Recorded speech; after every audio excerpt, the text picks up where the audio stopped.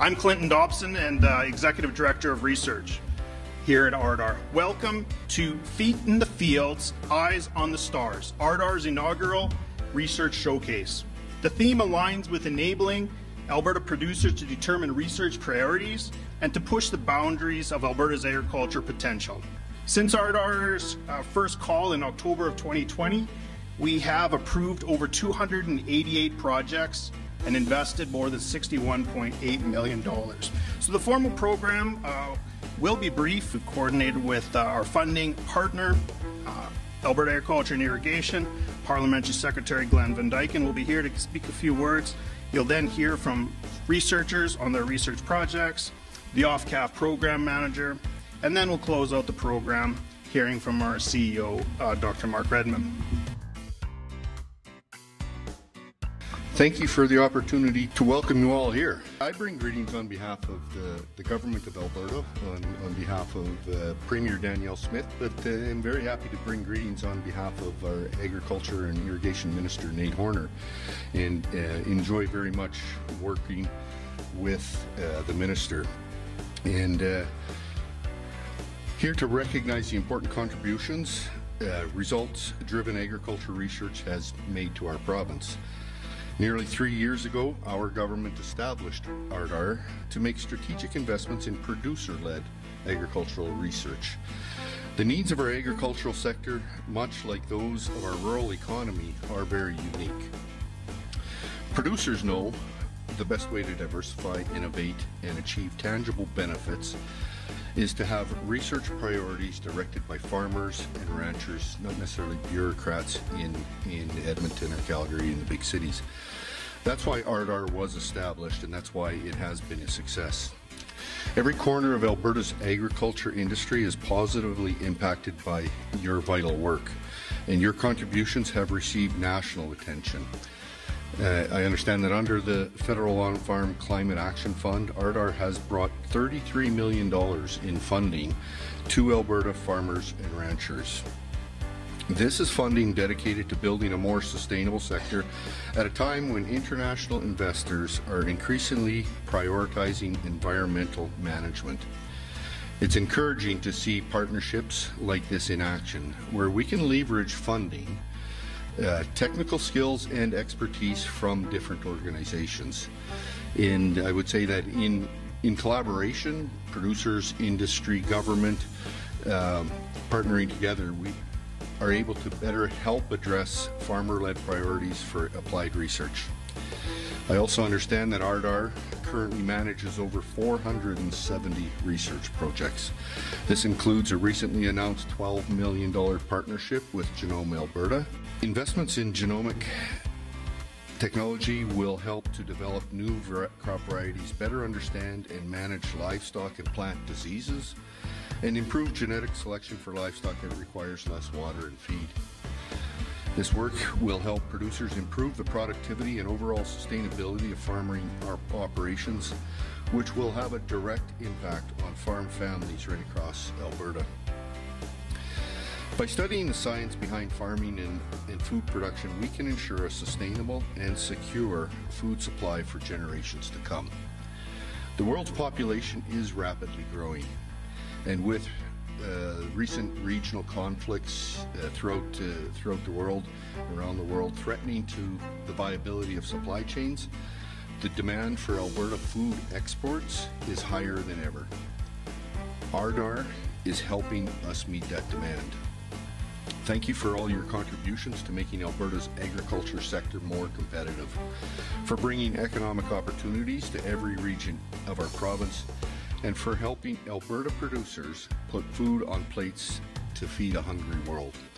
And I think that everyone that's involved in the agricultural industry has a very keen sense of the moral obligation we have, not only to sustainable agriculture, but the moral obligation to developing better ways and more productive ways, efficient ways to increase our ability to feed that growing population right around the world. So thank you for the work you do, and I want to thank you for inviting me here. I hope you enjoy your meeting here today.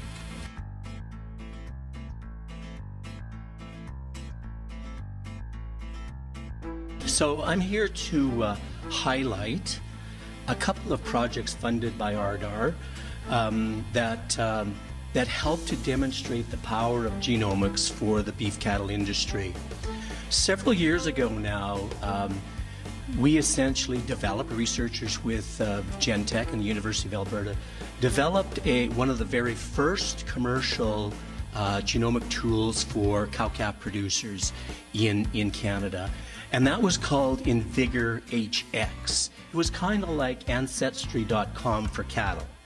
It's not that producers want to know that particularly, but what the tool does is it gives an idea of genomic diversity, the amount of retained heterozygosity there is in an individual, or the amount of hybrid vigor. So after all that scientific stuff, really what that means is hybrid vigor is highly related to cow fertility, lifetime productivity, overall health resilience, and it reduces the carbon footprint of beef production. So all really good things.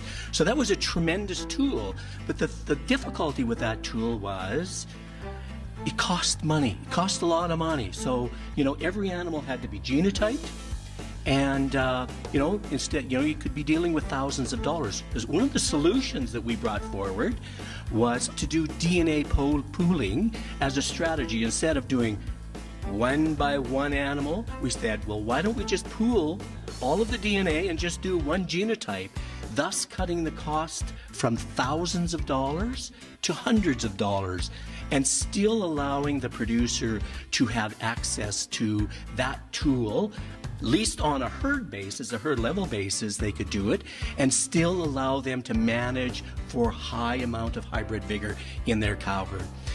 We have a project on that right now, and we're essentially collecting samples from thousands of cows across Alberta, and that's on a rush order to get done, and so to determine the relationship between, you know, breed composition from an individual versus breed composition from a pool. So that's that project. The next one that I want to talk about is around what we call the Feeder Profit Index Project, which is again a project funded by RDAR and CAP funding. And essentially what it does is it uses our Gentex, Livestock Gentex proprietary database of large numbers of genotypes and phenotypes, and allows us to generate molecular breeding value just from the DNA, not measure anything, but just from the DNA on traits like feed efficiency, and you know how important that is, growth, and carcass characteristics, right? And these molecular breeding values have accuracies that are essentially equivalent to having 10 to 20 progeny records. So can you imagine the cost and time it takes to measure 20 progeny on a large-scale basis? So that's tremendous. So what we're going to do within that project, we generate the molecular breeding values on lots of sires and lots of feeder cattle progeny. We follow them through the whole system from birth to slaughter, and then relate their carcass, the carcass income coming from the progeny. We relate that to the molecular breeding value and the feeder cattle profit index that we've calculated. And so that's one of the ways to evaluate and deploy genomic technology to Alberta and to Canada, and allow producers to become confident with the technology.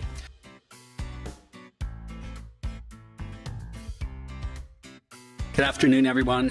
Thank you to RDAR, first of all, for holding this terrific event. I like to call this project the Precision Ranching Project. So most of you know about precision agriculture, and normally when we think about precision agriculture, many of you might be thinking of, for example, precision cropping, in which we're putting really specific amounts of fertilizer or water or pesticides onto a particular land area.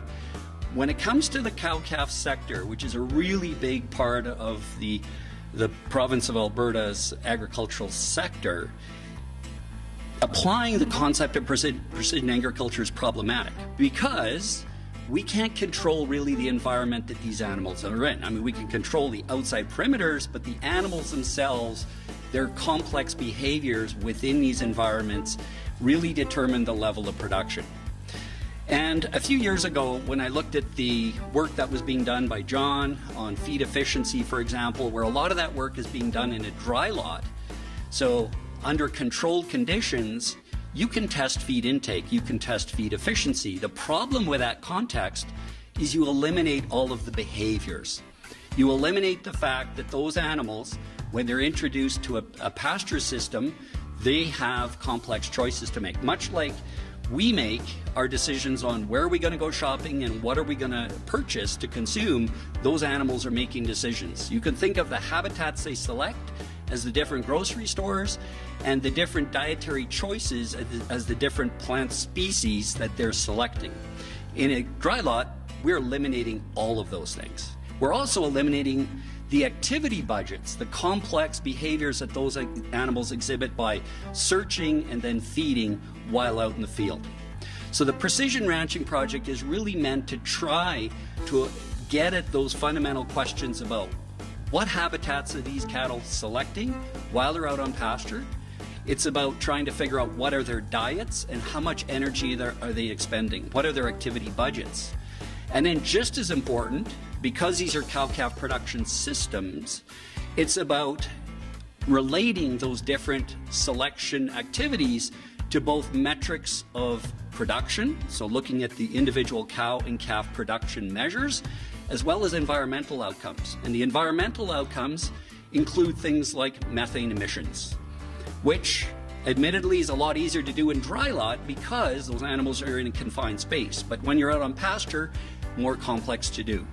So the Precision Ranching Project is A, looking at these behaviors under open range grazing conditions, 2, parameterizing those different metrics of production and environmental outcomes. And once we've understood the relationship between those different behaviors and those different production outcomes, we have 2 choices to then enable producers to try to apply different management recommendations. The first one is by looking for genomic markers that might influence what makes a cow more likely to select a certain habitat, which increases its production, or likely to consume forages that are higher in quality that further increase production or decrease the environmental footprint, for example, methane emissions. So the search for genomic markers is a component of this. The other way is by using things like this. So this is a no-fence virtual collar, which we are using right now in order to use fenceless boundaries in order to manipulate where, when, and how often animals graze on pasture. It's the first time these have been used in Canada. They are actually working very well, and in fact we have some on loan right now to Lakeland College, and they're actually using them, and they're solar powered. And they're still running, I understand, which is awesome. So we are actually going to ramp up this work this year to continue to look at this. So by putting together these different metrics of understanding cattle behavior on these open pastoral systems, looking at the production and environmental outcomes, and then trying to look at specific tools that we can use either on the genomic side to select animals or using innovative technologies like virtual fencing to alter the production systems, we're hoping to really help the cow-calf industry.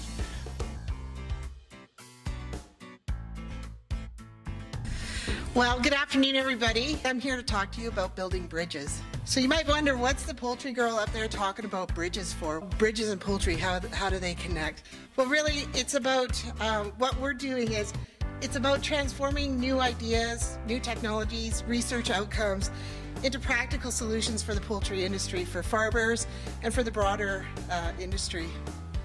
And in doing that, we build bridges that traverse that valley of death in the innovation adoption cycle. You may have heard of it.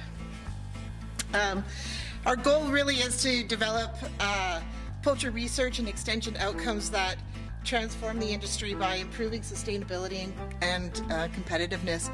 More buzzwords, but it's really, that's what we're about, right?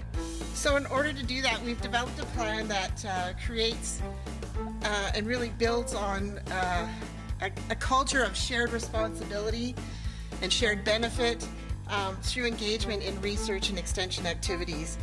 Our theme that underlies everything we do is we're better together, and you'll see that back there on my poster as well. We work to enhance the relevance the applicability and the accessibility of the research outcomes, you know, and we do all of this with a collaborative community. So we've heard examples today of this great research and then some of the challenges of producers being able to either access it or put it into action. And that's some of the work that we really work towards. And all of these bridges that we build, and we think of them as bridges because there's a number of steps in bridging that gap between research and the applied world. All of it involves many phases, and every end user has to go through these phases. I hear a lot about adapt and adopt, and we forget about that front end. And so we need to recognize that there are a lot of phases, and all of that, there's a lot of work that goes into moving end users through all of those phases. For instance, end users might not even know that the new technology exists. They might even know what action to take, might not even know what action to take. They might not understand it or understand why it's important.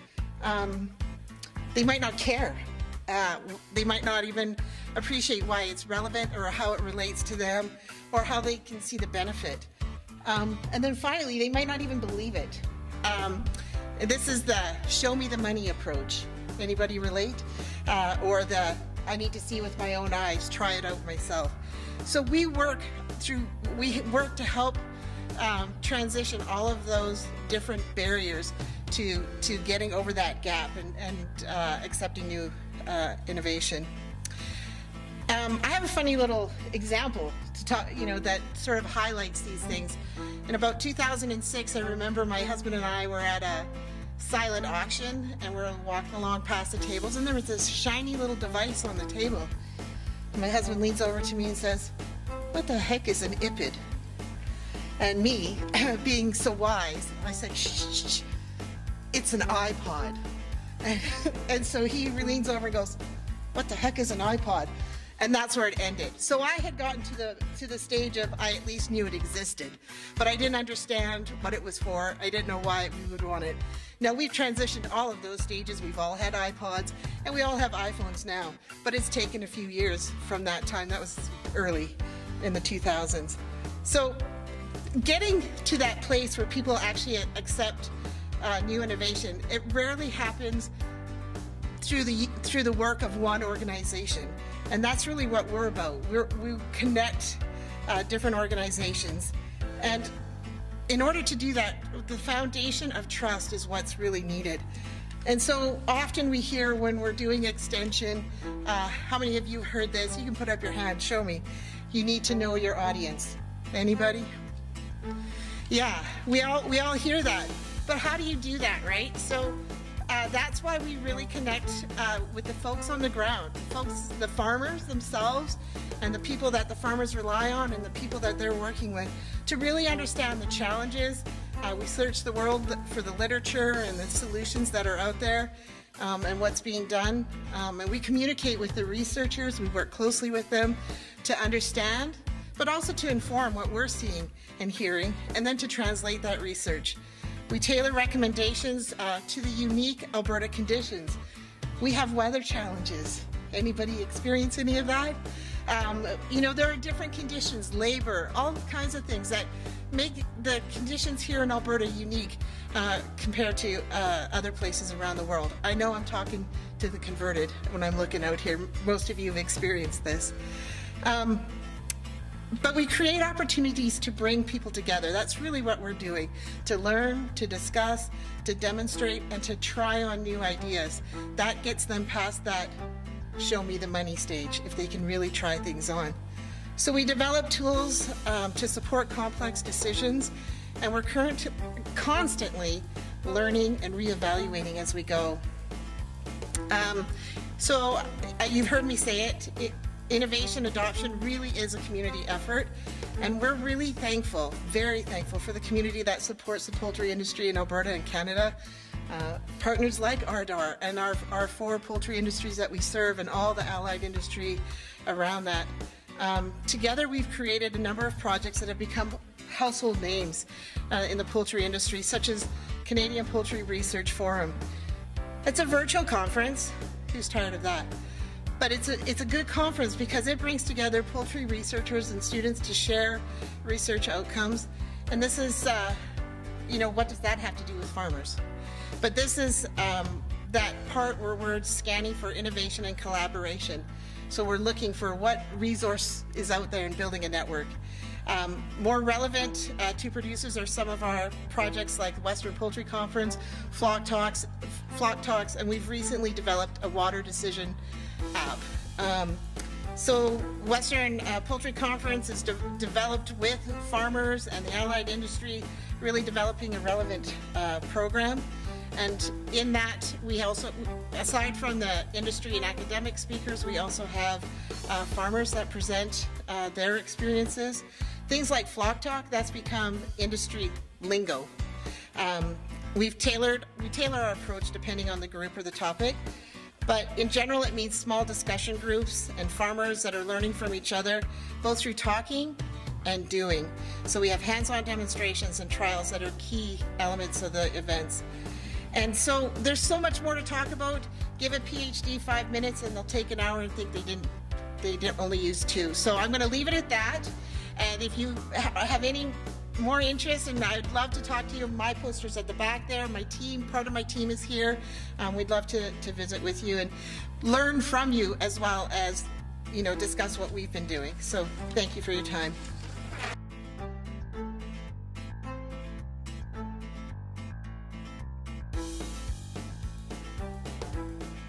Thanks, Clint. Anybody who knows me knows to give me 5 minutes is very scary, so I have a script, oops, and I will try to stick to it. So, okay, so what my research that I'm bringing to showcase today is on lupins. Okay, so lupins is a new crop that we're taking a look at in Alberta as an alternative or potentially an optional pulse crop.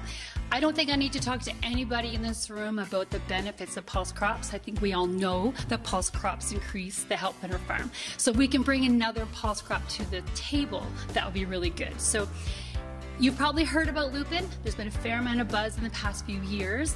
So today we're going to talk a little bit more about that at my research. Some of the characteristics that have us very excited about lupin is it is high protein, which is why we're very excited. It is the highest protein pulse crop that we have available to us. So peas are usually around 25%, faba beans will come in after that, up to about 32%, and that's where lupin starts and goes up to 40% protein. So that's why all the hype. There is 3 different types of lupins that we are looking at. They are known as sweet lupins, which means they're not the pretty flowers you see on the side of the road or in the horticulture gardens. The alkaloids have been taken out, which takes away the poisons, which is really good for us. So we're looking at narrow leaf blue lupins. That one is catching our eye specifically because it's very well suited to Alberta, the climatic environment around here, and especially central Alberta, because it likes the cool temperatures and a little bit more of the moisture. The agronomics on it are pretty good, and it's similar to pea in size and handling wise, so it's a little bit familiar. We're also looking at white lupins. They're a little bit harder to handle. We have a little bit concern with those because they're quite long season, and our season tends to be short. The agronomics are also very good, but we need to continue looking at them because that's where the industry is really interested in seeing. They use those a lot. So it's used for many different things, but we are looking at it right now for animal feed. There's actually quite a large project looking at that for that reason. But we're all riding on this protein highway. I'm sure you've heard about it. Very exciting for pulse crops. And so we're looking at the food market. So we're looking at potentially whole seed, so dried or canned or made to do, used for cooking and stuff. But it's the fractionation industry that has us a bit more excited because you can break that down and you can really use those components. So you can use the starches, you can use the protein, and we can make all kinds of cool products. Like in Europe, they have a lot of products that are dairy, like non-dairy, ice creams, desserts, milks, things like that. So lots of options in, to use the flour too, in pancakes and mixes and all that kind of stuff. So in cosmetics, it's actually quite surprising how much lupin ingredients there are in cosmetics out there, so it's kind of cool.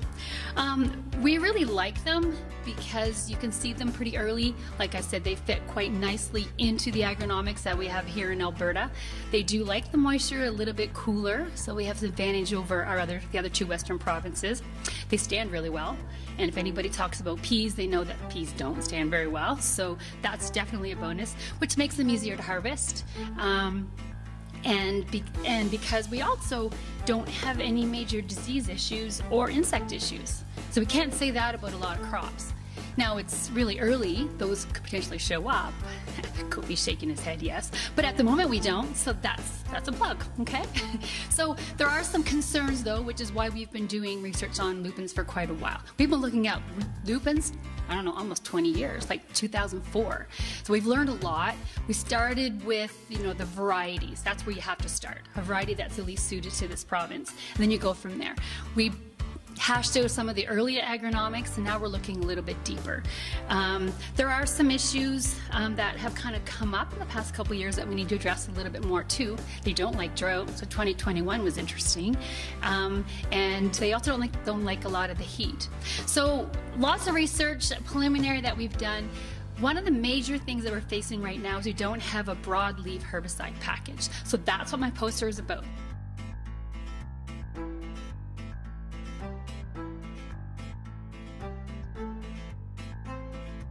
Thank you very much.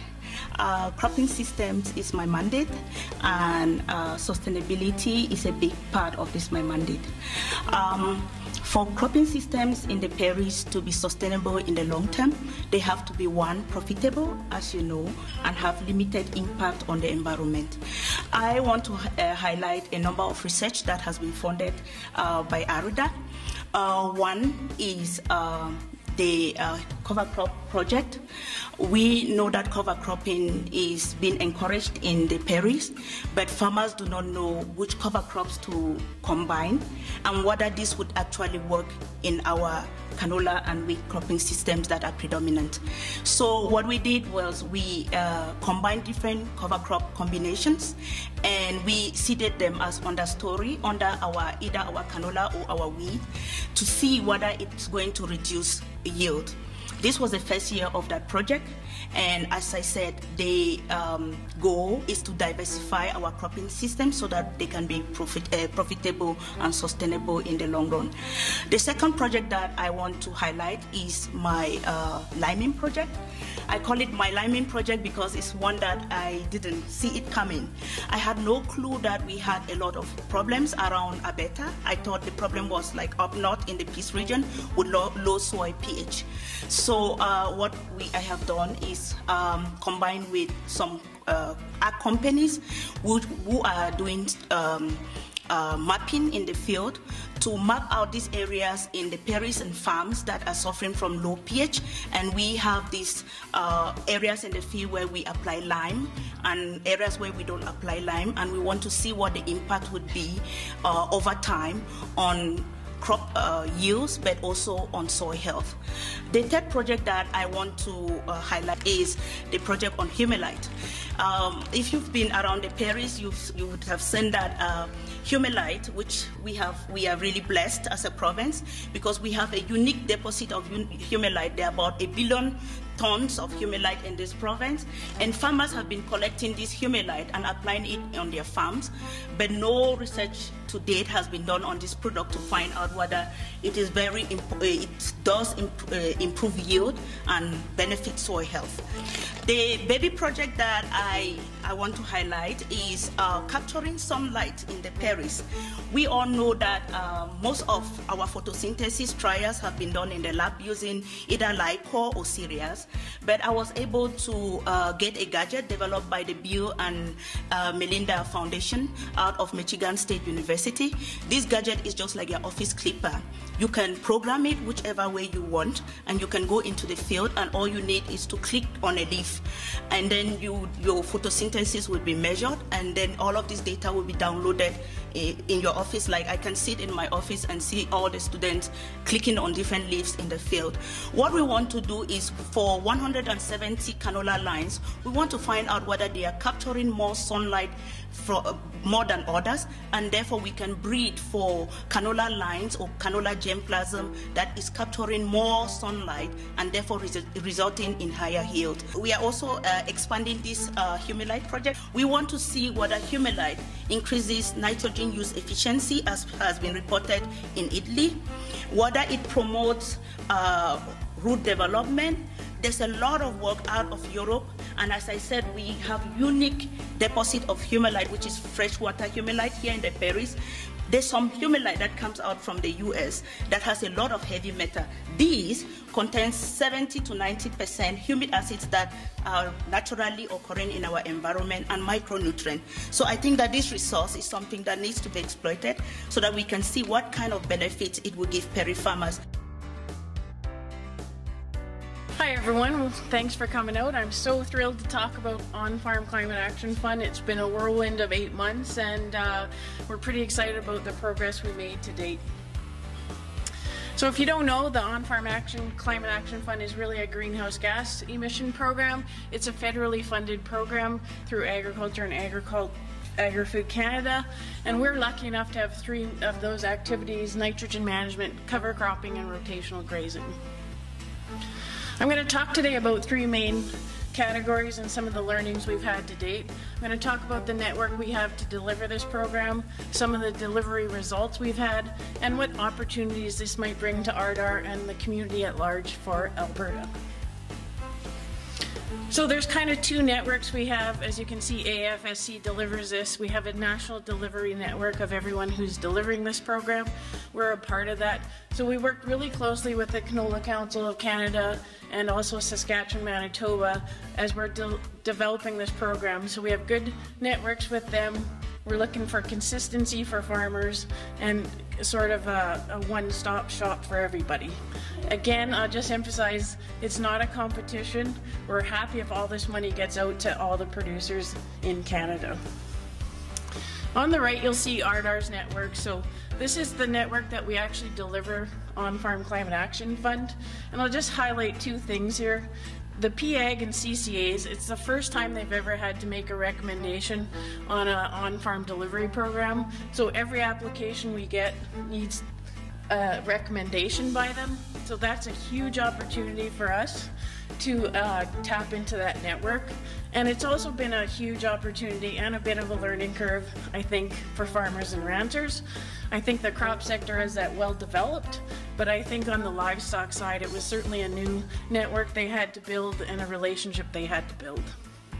The other one I wanted to highlight on here was the Lakeland College and Olds College. We're all very familiar with them, but they're actually going to deliver certified training on our 3 programs areas.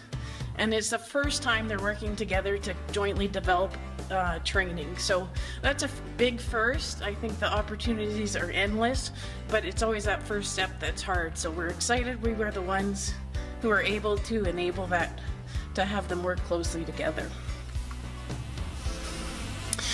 It has been a long and short 8 months, if you understand that. It's been a long 8 months to get here, but it's been an exciting opportunity. Our OFCAF team, and there's many of them here today, you'll meet us at our booth over there, but we are out and about. We try to get to every invitation we've had, so we've been down south at Claire's home at a ranching day, as well as up at Rycroft for a OFCAF day. And we will continue to do that. We have opportunities planned at the Agri Show in Grand Prairie in March and Ag Expo in Lethbridge. So we are trying to do everything we can to make sure producers and farmers know all about this program. So how did we do that in this short time? We blitzed media, basically. We have this awesome communication team. You'll meet some of them as well. Janata and Amanda. Lydia's behind it as well. And so we just feed them some information, but we've had great success, as you can see. We've had 19,000 views of our OFCAF web page. That's a pretty good number in 8 months. And we've also had great exposure in both the Western producer and Alberta farmer. As I mentioned, we manage very tight timelines. I came on the 1st of May, and our program was formally announced on August 4th. As you all know, August 4th, what are farmers thinking? Harvest. They don't care about programs, they don't care about applications. So that was a huge challenge for us. Is the timing wasn't great, we're in a short timeline. How are we going to let producers know this program exists and what they have to do to apply? So I think our team has really rallied around that. We had pretty good success, I would say. Probably underestimated what we thought we were having come in, but as of our deadline on November 7th, so from August 4th to November 7th, we've had 725 applications received. So here's the numbers everyone's always wanting to hear. So far we've allocated $9.678 million across all 4 sectors. You'll see the breakdown there of those 3 categories, and then many of our producers apply for more than one category. So they'll do cover crops and rotational grazing. So rather than separate them out, that's what that mix of all 4 BMPs are. And the other interesting thing you'll see here is the dollar amount for rotational grazing is actually greater than nitrogen. I think you'll see that change a bit when we're on a full crop season, but that's a pretty surprising result for most people.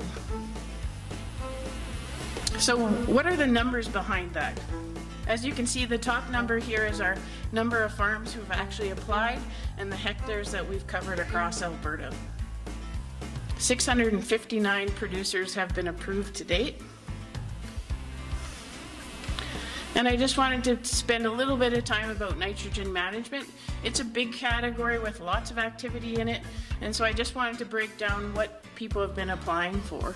I think some of this is timing, but some of this is also the opportunity. So a biggest one you can see here is soil testing and mapping.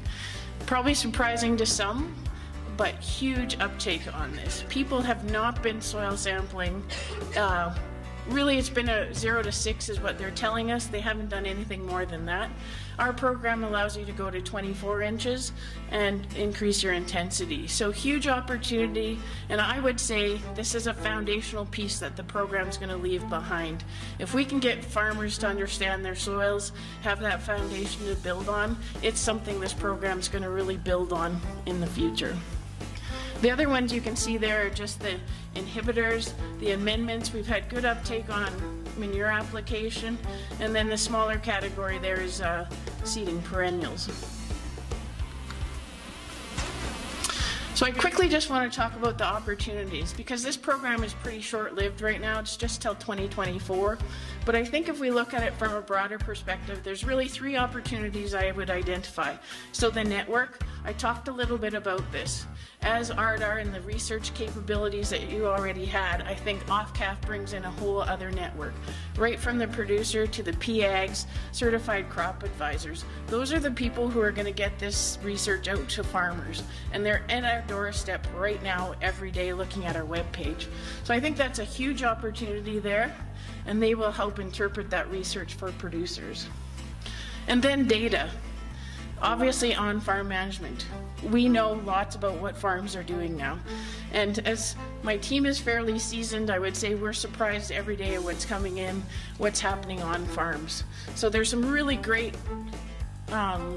new stuff going on that you probably wouldn't expect, and we understand that. We know who the farmers are, and they're super thrilled to tell us their story. We don't really even have to ask too many questions because they're excited about what they're doing, what they want to try, and why they're doing it.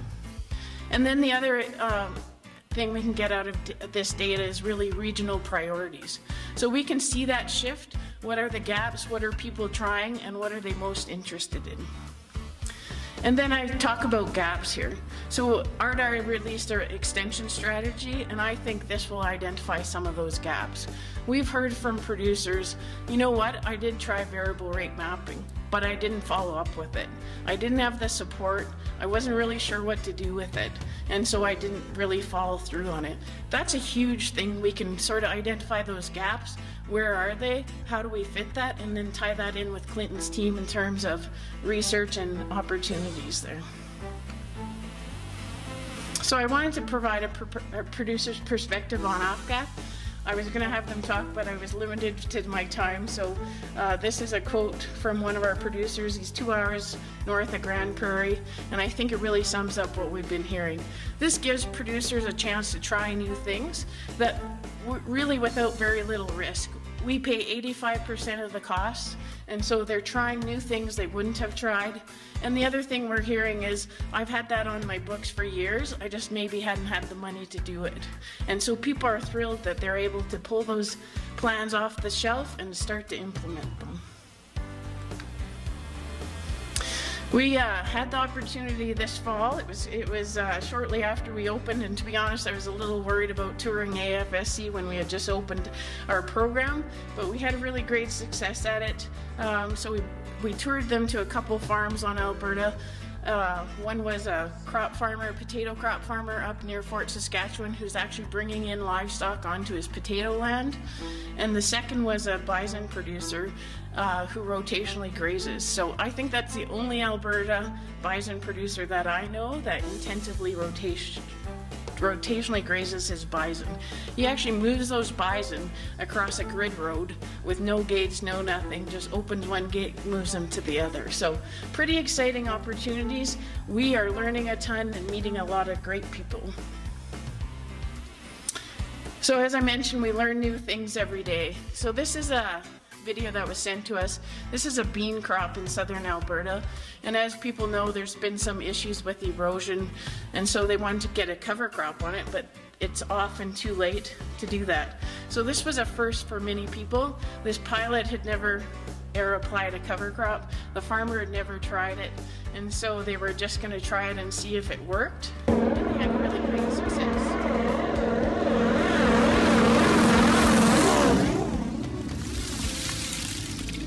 They just put it on with the flame, and then when they harvest the beans, it was enough of a process there that it covered the crop, and this is under irrigation, and so they got really established a great cover crop on bean land that's high at risk. I just wanted to conclude with a bit of reflections. I think I was having a good day here, but Alexis from Alberta Farmer happened to catch me on a good day, and here is my quote, but I think it really sums up both my team's perspective on this and why they really are engaged in this. The highlight of this program is really the producers. They're passionate, they're driven, they're forward thinking, and they always want to learn new things. And boy, we get to see that every day, and we get to just hear their stories. And so if we think agriculture isn't innovative, come and work with our program for a week, because we are learning a ton of great things, and people are really excited about the opportunity to try these things. So I'll just conclude that to say we're only 8 months in. Stay tuned, our story continues. And I just wanted to thank all the people behind the scenes you'll see at our booth. You don't get to see them very often because I get to be the one up front. But we have been working super hard in 8 months to get up and doing everything we can to provide this program to farmers. So I just want to say thanks to them, both my team, communications and finance, RDAR. It's been just a great place to work, and super happy about the team we're delivering with.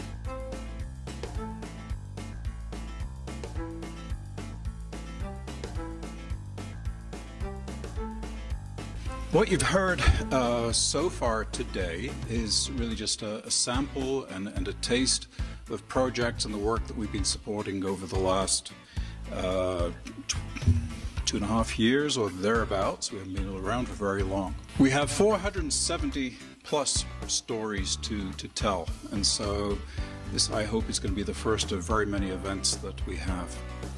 As this first slide says, though, it takes real ingenuity to innovate, and some of the stories and ideas you've come from, you heard of today, show how we have some unconventional thinking going on. A program such as OFCAF, you think is all about greenhouse gas reduction, but from what Fiona has told you, we're looking at different ways of seeding crops with aerial seeding. We are allowing producers to make decisions and try some different things. That really is going to fuel a lot of ingenuity. We heard about the virtual fencing project, and events like this are about making connections. So in terms of virtual fencing, it was at our roundup in Calgary just 6 months ago, June 1st, and we had a producer talking about virtual fencing and the challenges he was having in terms of finding collars that would work in Alberta. From that little start, we've now got a program going at NATE to actually develop these collars that work here in Alberta in terms of our phone systems. And so by bringing together this community of producers, private sector partners, and the public researchers, we're accelerating research. And so lots of good things to come. Our work was mandated by Alberta producers, and so it's great to have producers in the room. We just came from our annual meeting, and one of the heartfelt comments there came from, it's great that you actually hear what the producers are asking for and how we connect with them. So events such as this are all about connecting the researchers, the producers, the private sector to work together in new initiatives. And working on our 4 pillars, there's a lot of room for improvement and additions. One of the great tools that we put together is a database.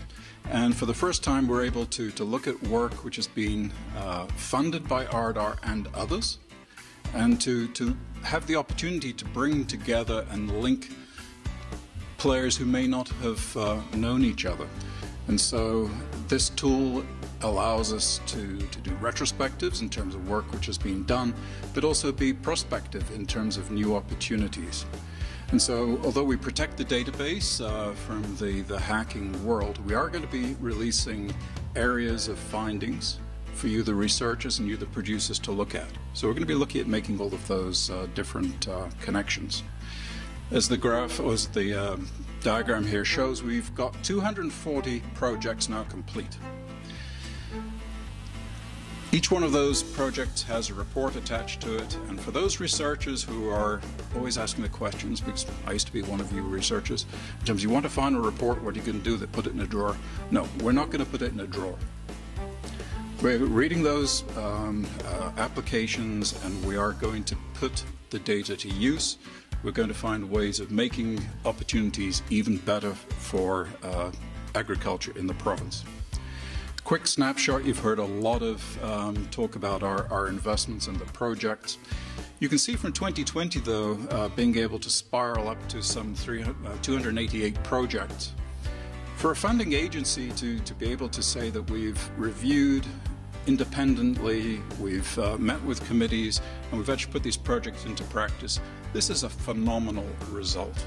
I can be brave in saying I don't know any other agency in Alberta that has been able to achieve these kind of results. And so the speed of RDAR putting funding to use is fundamental to our successes. Typically it doesn't take a year to get your projects approved. We turn them around very quickly. If you're a producer, we can get projects initiated very, very quickly. The bottom line shows from an investment of 61.8 million, I'm sorry, I have to read some of those things, we've actually been able to multiply or stack that funding by about 2.3 times. And so we're putting taxpayers' dollars to work effectively, but at the same time we're bringing partners from other sectors, from other provinces, and from industry to work together in developing new technologies.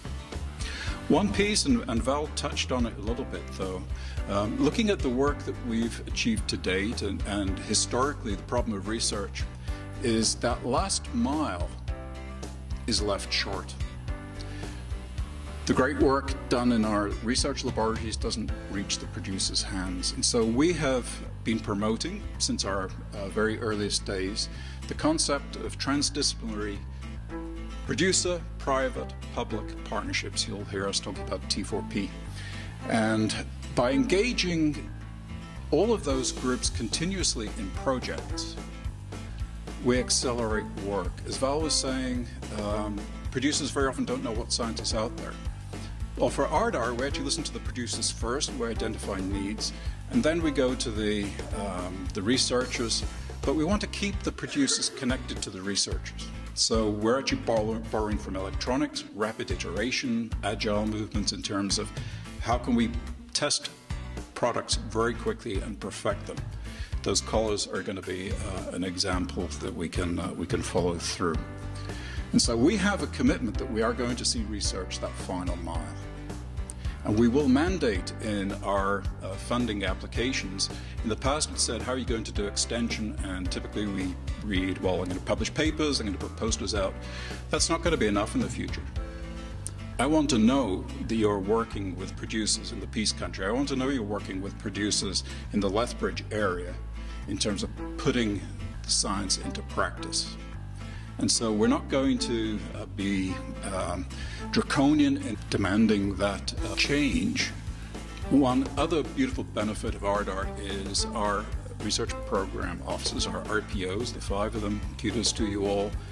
They work hand in hand with the producers, and they work hand in hand with researchers. They are that conduit, and they are a major differentiator, so thank you for that.